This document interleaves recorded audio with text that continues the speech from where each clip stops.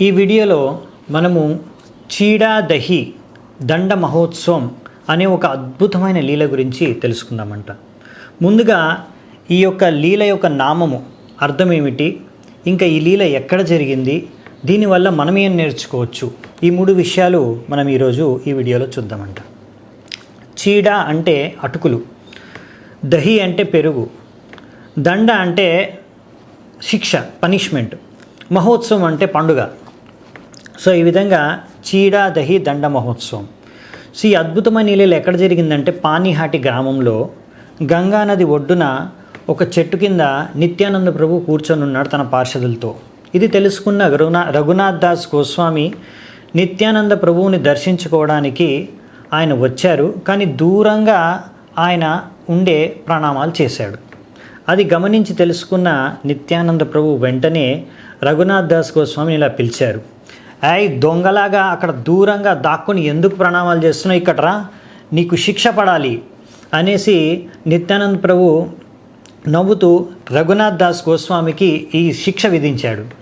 నువ్వు ఇప్పుడు ఇక్కడ నా భక్తులు ఎవరైతే ఇక్కడ కూర్చొని ఉన్నారో వీళ్ళందరికీ కూడా చీడా దహి అంటే అటుకులు పెరుగుతో కలిపిన ఆ మిశ్రమాన్ని అందరికీ నువ్వు పంచాలి, ఇదే నేను నీకు విధించే శిక్ష అని నిత్యానంద ప్రభు రఘునాథ్ దాస్ గోస్వామికి చెప్పారు. రఘునాథ్ దాస్ గోస్వామి ఎంతో సంతోషించి ఆనందంతో వెంటనే ఆ ఏర్పాటు చేసి అందరికీ చీడాదహి పంచడం మొదలుపెట్టారు. ఆ విధంగా ఎంతోమంది భక్తులు అక్కడ పాల్గొన్నారు, అందరికీ కూడా ఈ చీడాదహి అనేది లభించిందనమాట.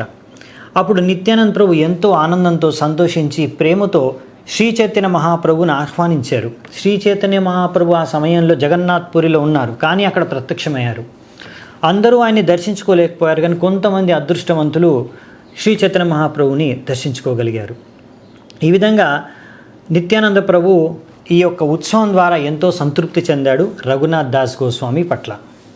ఇంకా ఈ ఉత్సవం జరిగిపోయిన తర్వాత రాఘవ పండిత్ వెళ్ళి నిత్యానంద ప్రభువుకి రఘునాథ్ దాస్ గోస్వామి మనసులో మాట చెప్పారు, ఆయన కోరికను తెలియజేశారు.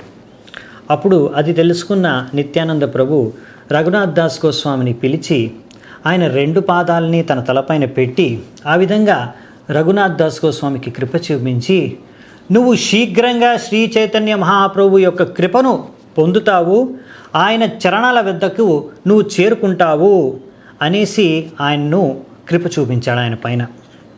ఆ విధంగా అప్పుడు రఘునాథ్ దాస్ గోస్వామి ఎంతో సంతోషించాడు, నా కోరిక తీరబోతుంది అని. సో ఈ లీలలోంచి మనం నేర్చుకునేది ఏంటంటే 2 విషయాలు. ఒకటి, గురువు ఆధ్యాత్మిక గురువు యొక్క కృప ద్వారానే మనం కృష్ణుణ్ణి చేర్చుకోవచ్చు అని. ఈ లీలలో నిత్యానంద ప్రభు ఆ ఆధ్యాత్మిక గురువు యొక్క ప్రతినిధిగా అక్కడ రఘునాథ్ దాస్ గోస్వామికి కృప చూపించారు.